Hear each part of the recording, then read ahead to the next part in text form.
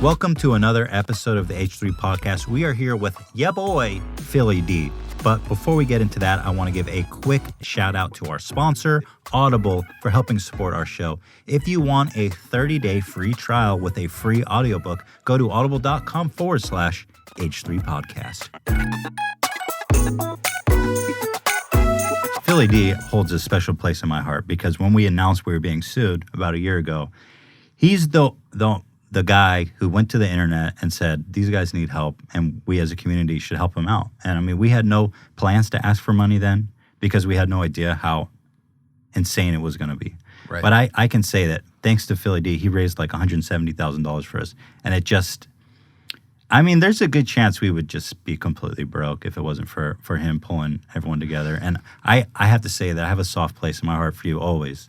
I only did it so you would never make a video about me. That's really it. I was just like, don't do it. That's why I'm hoping iDubbbz has some trouble soon so I can help him so he never does a content comp on me. You're good. You're safe, dude. No, but it's frustrating. A lot of people don't realize how expensive lawsuits can be, especially if, especially if the person doing it sets up one of those deals where the lawyers get paid on a must-win basis, right? Because then it's just the lawyer's going to be hungry for blood. Yeah. And then I mean. Two, as a fan, I didn't want to see you guys go through it. But then three, like I said in the early videos, it ends up being bigger than you, right? Mm-hmm. It sets up the precedent, and there's already bad precedent set in place because of oh my God, Junkin Media versus Ray William Johnson. Ray William Johnson, yeah. If it goes to jury, we're looking at like $300,000 to $500,000. Hey, I said it in the videos, and I said it to you before. Like, even if you don't want to run it. Money has to be raised, right? It ends up being a bigger than you situation.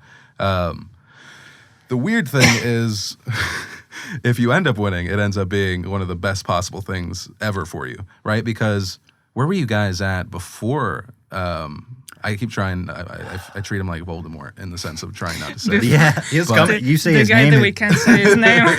But what if Voldemort and Harry Potter just sued people? But I mean, before that video, what were you getting? Like views wise? Oh, sheesh, that's hard to say. Probably like 1 million after like a month. Yeah. But I mean, yeah, it's been great. I mean, that's why I'm saying it's the best thing in the world if everything goes as I can't even imagine the stress. There's a silver lining, honestly. Yeah. I can say this was the most stressful I've been ever in the past year dealing with it. It's But I'm okay now. I hate seeing it. I'm a lot better now. Good. Yeah. I'm not being sued, and I'm exhausted just thinking about it. It's been bad. I don't know, but I'm glad that you got the initial funding, and if it does continue, you have to. Whether it be you or someone else, I will promote to it. I will be a part of it because it's for you guys, but it's also bigger than you guys. Thank you, dude. Thank you. Yeah. I love you, man. Appreciate you. Thank you for the love. You're such a positive force, I think, in the community. I saw you draw my life. Oh, video, yeah. and that one's old. Yeah, I was like, I'm trying to think of, okay. And in it, there was a lot of really fascinating details where I was like, holy shit, I did not know about this. Right. It sounds like you had a really interesting, like rise to get where you are now. I was like, wait, which part though? Because I have a lot of specific points. Okay, yeah. Like one of the ones that stood out to me is when you're like, because the video's like 4 minutes long and you kind of like pass over shit real quick. So on one hand, you're like, my mom's ex-boyfriend, we found him in the garage with a gas mask on, filling the house with carbon monoxide. Right. And I was like, what? Yeah. So if I understand that correctly, yes. Your mom's boyfriend was trying to murder you both? I think it was mainly for her. You were just There are situations where even now I get kind of freaked out talking about and sharing that part of my life just because I don't know what that guy is doing now. So, because I mentioned this on Rhett and Link's podcast really like a while ago. And when I talked to him, he said, aren't you worried that guy is gonna, fucking and guy, I was like, he's putting nightmares in your head. and it wasn't really in my head because I feel like I haven't been genuinely fearful for my life I'm 31 now, so for like 14 years. Because my childhood was 100% different than my everyday. I'm very to my small group of people now. I'm nervous around big crowds of people who are even strangers to a certain degree. But yes, that was a very scary situation. At the time, I didn't understand how big of a deal it was. I just remember my mom going like, How old were you? so if this was, my mom was about to be diagnosed with cancer, so I believe I was in middle school. So what is that, 13, 14? Just a bag of fun for you. Just bag of fun.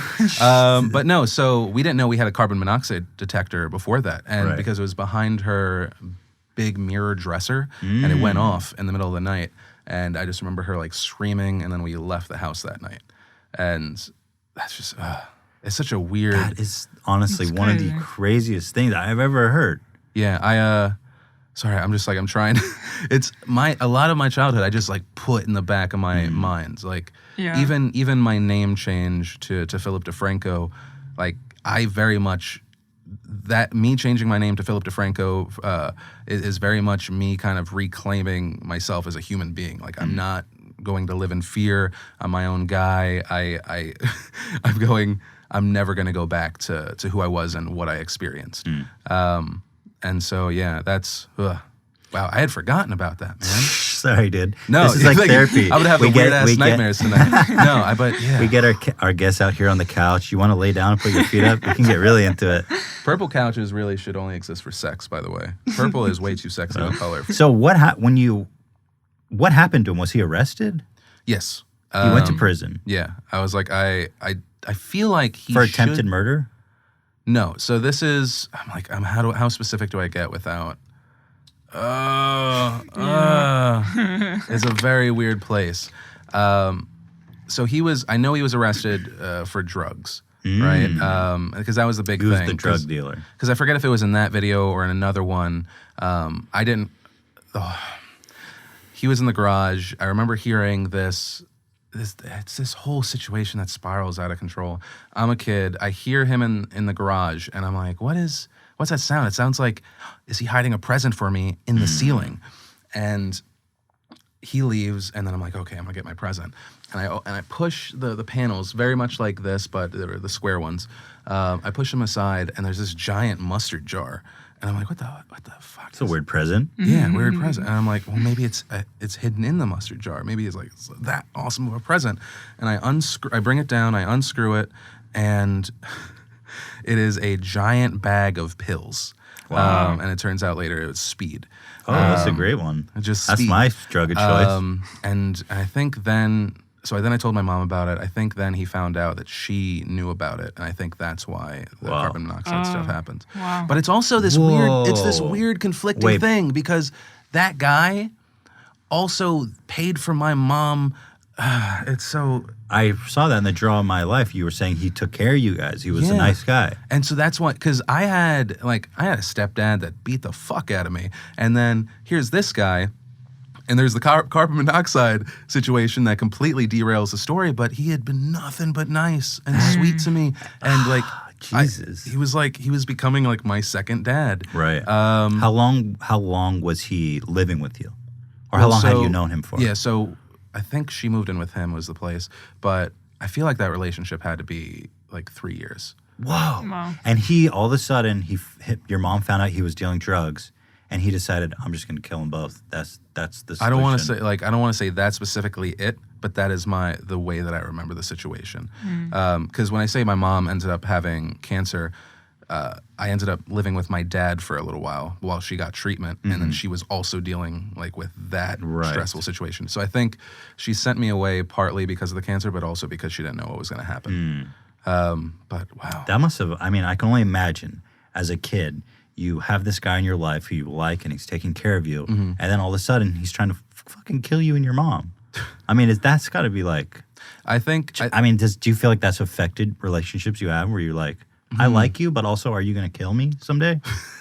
I think in general, I've never really trusted people that much, right? The people I trust in my life, I have my wife, and I have one good friend. Well, actually, I'd say two good friends that I trust to have my back in every situation, and I would be there for them. But outside of that, not really.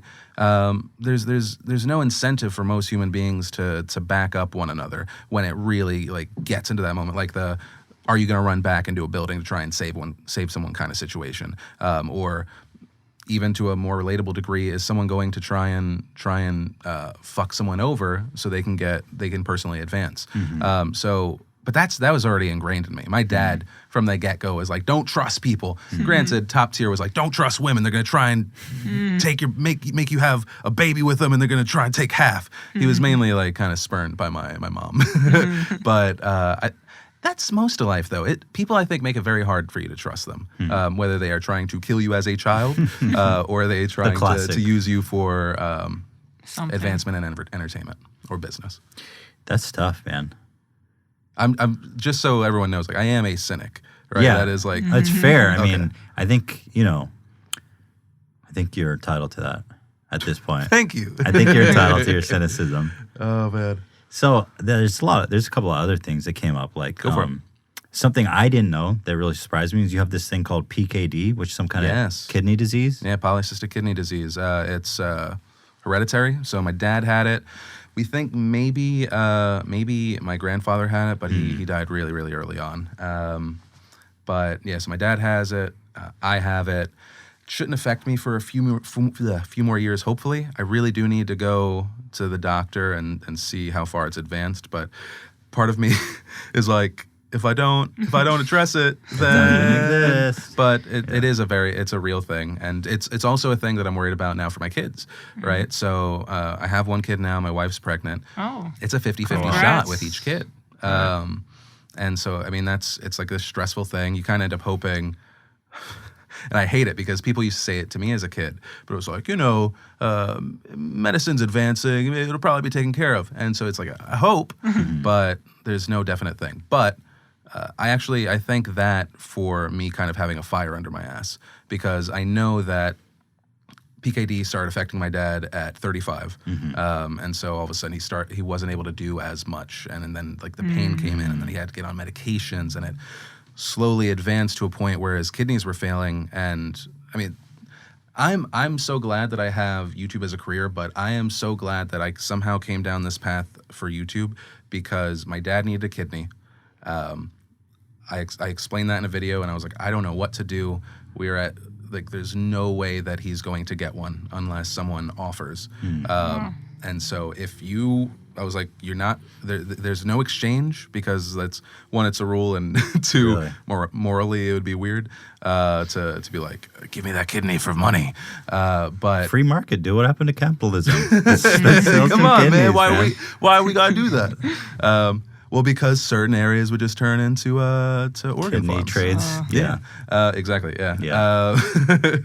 It's so funny how many people don't know that stuff like that is a thing. So your dad, was he able to get a kidney? Yeah. So 3 people had to go through to see if they were like full-on matches.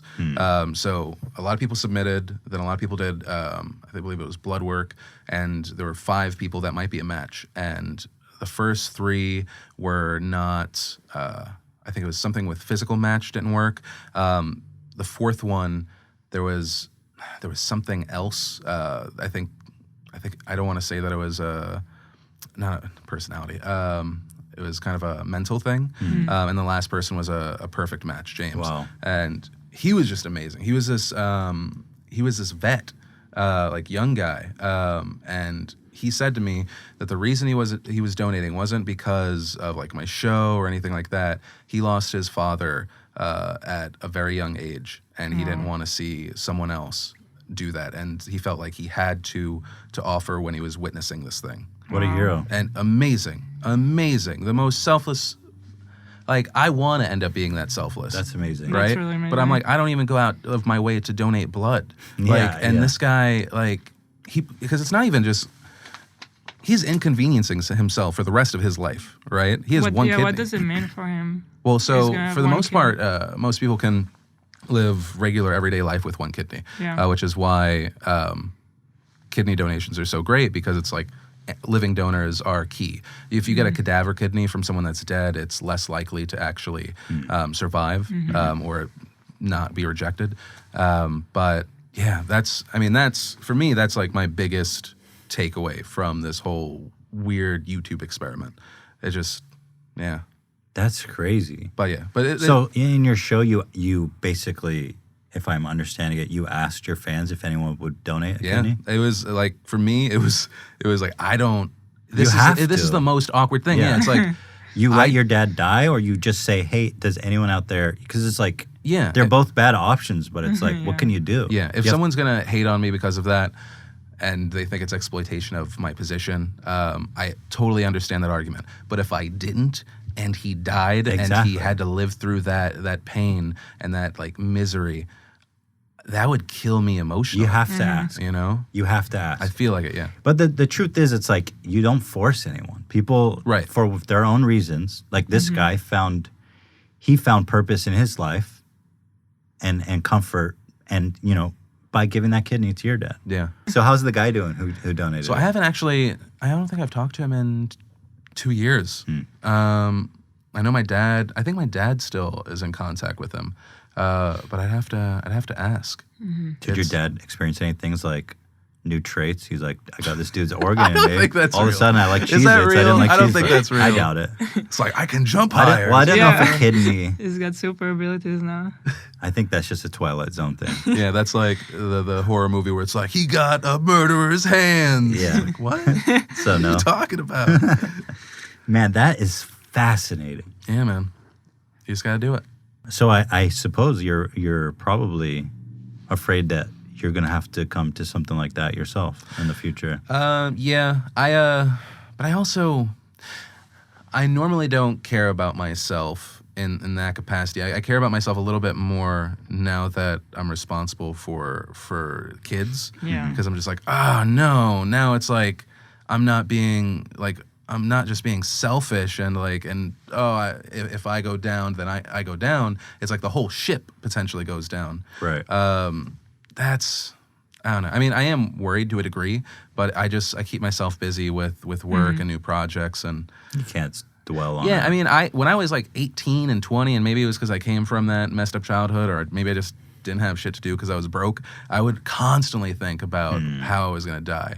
I talk about it every now and then, but I used to have like a legit fear of roaming black holes that like one night it was that's roaming black holes. You have a kidney disease and you're worried about falling in a black hole. I could get in a car crash every day. I could be stabbed by a robber who might want to take some of my shit. But I'm like at the age of 18 to 20 I'd wake up in the middle of the night and these just sweats on my fucking janky little air mattress.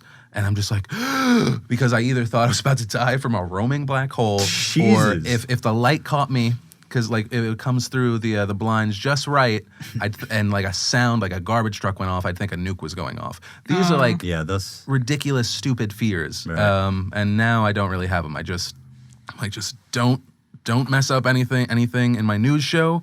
Don't damage my kid. Try to let down as few people as possible. That's a good. Those are the 3 tenets, really, that a man needs to live by. Maybe once we have kids, I'll stop obsessing about being sucked into black holes. When are you guys gonna have kids? Sorry, that's what every dad has to say. It could be happening pretty soon. We're starting to think. We're thinking about it. It's a glimmer. It's a glimmer in our eye. You know. Yeah, you wanna put someone in the world that's not ridiculous. You like to think your kids will be great, but like there's plenty of people out there who thought that and they end up with shitty kids. Yeah, I mean, there's so many different factors. My main point is try to limit the damage, try to promote as many opportunities that I didn't have as possible, and then if you mess it up, you mess it up. Like, these parents, they have kids, they just kill them both. Wait, what? Kids, they're just like, I had the best life. I'm just going to wake up someday and murder both my parents. No, I don't know that. That happens. You're talking about the kid? Yeah, the kid does that. Okay. I thought you were saying you have kids and then you just one day decide to murder them. And I was like, what? No, those kids. That's the clip they're going to play when you do that. Cut this part. Too dark. No, I'm saying, like, you just never know. It's kind of scary. You roll the dice. You're like, I'm going to have kids. They might, have a screw loose and kill the whole family. No, those kids had a terrible You think life. so? Yes. I'm sure there's some kid out there, a little screw, who's just like, I'm going to kill my family today. I'm saying you roll the dice. Yeah, there could be a mental issue. There could be anything. But I do agree. I think probably most of the time it's probably off of like some sort of abuse or something. Yeah. All right. Well, let's take a quick little break. and then we'll come back with your boy, Philip DeFranco. Before we get back into the show with Philly D, I just want to give a thank you to our sponsor, Audible, who has graciously supported our show. Now, Audible is a platform for listening to audiobooks, and they have an unmatched selection. I love listening to Audible when I'm playing video games, jogging, which you know I do a lot, and just hanging out. Anytime you're hanging out, driving, put on an audiobook. It makes it instantly way better, way more entertaining. The book that I'm listening to right now is based on the hit Netflix documentary called Making a Murderer, which I know a lot of people saw, about this guy who was wrongly convicted of murder twice. And now this new book's come out called Indefensible, The Missing Truth About Stephen Avery. And it's written from the opposite side, the prosecutor. And they're talking about how the documentary omitted all these really interesting facts about how he actually did the crime. So it's a fascinating look into the other side of the argument. And I highly recommend this book, especially if you're a fan of the series. For our audience, Audible is offering a 30-day free trial and a free audiobook if you use our link audible.com/H3 podcast. Support the show, support our wonderful sponsor, get a great book. It's win-win, guys. Let's get back into the show. So the other one, I mean, the classic story, which just fascinates me. Oh, the catfish. The catfish. Yeah. You met a girl. You talked a lot with her. Yes. You were in love. I really liked her. There was there was heavy liking going on. You moved from where, Florida? Yeah, so North Carolina to New York. So North Carolina to New York, and when you got there, she gave you an address and everything? Yes. So you got there, she wasn't there. She wasn't there. Yeah, the whole story is that she faked being this like dancer that was going to like was it Juilliard? It was, wow. Yeah, it was like, and nice. I was like, oh, it's very cool. Nice. Yeah. And she made up that she had this little sister, and she had this ex-boyfriend and this whole friend group, and it ended up turning out that she faked being every single one of those people. Oh my God. When I got to New York, when I got to New York, she faked being her ex-boyfriend and another guy who kidnapped her and raped her in a park. And she ended up, according to another friend, one of her girlfriends, ended up being in a hospital, and that's why she wasn't able to see me. Wait, you were talking to all these people? Yeah, it was like... And they were all This her? was like back on MySpace. AOL chat or whatever. MySpace, yeah, back in the day. And so I'm getting all these messages, and it's like, oh my God, what? And it took me like 36... Because I stayed in New York, I was just like, I don't know what I'm supposed to do. Because I put everything in my 1996 Geo Prism, drove to New York. By the time I got up there, I had pretty much no money left. Because you got there, and you're like, there's nobody here. You're not here at your house. Yeah, it looked like it was just like an abandoned house. Wow. Okay. And I was just like, what is this? Right. So then you message her. What do you do at that point? Yeah, too? she doesn't respond for, I want to say it's like 36 hours. She finally responds when I'm on like I'd stopped off the, so that's what it was. Where did you go in that time? So I was just driving through boroughs. I'm trying to remember if I even had. Did you sleep in your a car? cell phone on me? Yes. Okay. Yeah. Which I was like not too pumped about. Yeah, of course. And I was like trying to find out any family I still had out there, and I couldn't find any numbers. And then I remember I ended up like calling her from a payphone. I'm trying to remember where I was driving, but I just remember I remember the New Jersey Turnpike, and I drove off and I called on a payphone, and she was acting like she was hurt, and she kept the whole thing going. And the thing that hurts my brain is I then put myself into debt. I maxed out all my credit cards to get back to North Carolina. None of our mutual friends, because we're like from like 90% of my friend group at this time was just like all online, right? It was just like a bunch of loners talking to each other and in chat rooms and stuff. No one believed me. Oh my God. Everyone thought that this girl had actually like been hurt, and I was being a dick, and I bailed on her, and no one believed me for like 3 months until she did it to another guy that was a part of the friend group. And that was, for me, that was like, that just destroyed me, because. So what the hell? Who is this girl? What is she doing now? One of the girls was part of our mutual friend group. After she did it to another guy, said it was a 16-year-old girl in Kansas. Wow. And I was like, what? what? I was manipulated by a 16-year-old girl in Kansas. Masterminded. Like, just... What a But I forget if I make the point in that video, if she had not done that, I wouldn't be where I am today, because I was very much like going to try and go through a more mainstream route in New York and try and like work my way up from like internship. Right. I think Conan was still in New York at the time, and like he was just then trying his late show, and I was like, I'll figure out a way. And then that happened, completely destroyed me. Had to do the thing where I asked people for money. Went to Florida, and then just hyper focused on YouTube. And so I like to think that if that hadn't happened, or any of the bad stuff during my childhood hadn't happened, I would not be here today. That's honestly the best way to like take That's it. stuff. It's not even like something that's like, you're so strong for doing it. It's the only way for me to move past it, Yeah. right? Because otherwise it's like my pain defines me rather than I used it as fuel, right? Right. And that's why I always say, like, it's the horrible things, it's the stuff that makes me angry and feel hate that have always helped me with my success, because I don't then take that and then just throw more hate onto other people. I just use it as fuel. Yeah. I think you have to. Yeah, that's all. That's been some crazy shit, dude. Yeah. I'm surprised you trust anybody anymore. You have two It takes people in your time. life you trust? Yeah, it takes time. If you don't know who Philly D is somehow, go to his channel, subscribe. Do it. God bless this guy. He's the greatest guy, man. I'm okay. I love you, dude. okay. Thanks for coming on. Appreciate you. Thanks for having Thank me. you. Do you have anything specific you want to plug, or is that good? No, man, I'm just trying to survive. How about this one thing? Oh, yeah. If for some reason, I don't know where you would put this. If for some reason I am no longer on my channel 3 months into next year, and let's say April of next year, if I'm not able to post on my channel, I've disappeared from the internet. Can I count on a shout out from you guys? What does that mean? What are you What are you foreboding? What the planning? hell do you have in your That's all I back gotta say. pocket? That's where I gotta leave that. I mean, Oh yeah, my the short God. answer is yes, but what the hell are you planning, dude? Oh, I'm not planning anything. I'm just Expect some crazy shit from Philip DeFranco getting his channel shut down. ugh. But that did already happen once, deal. Say what?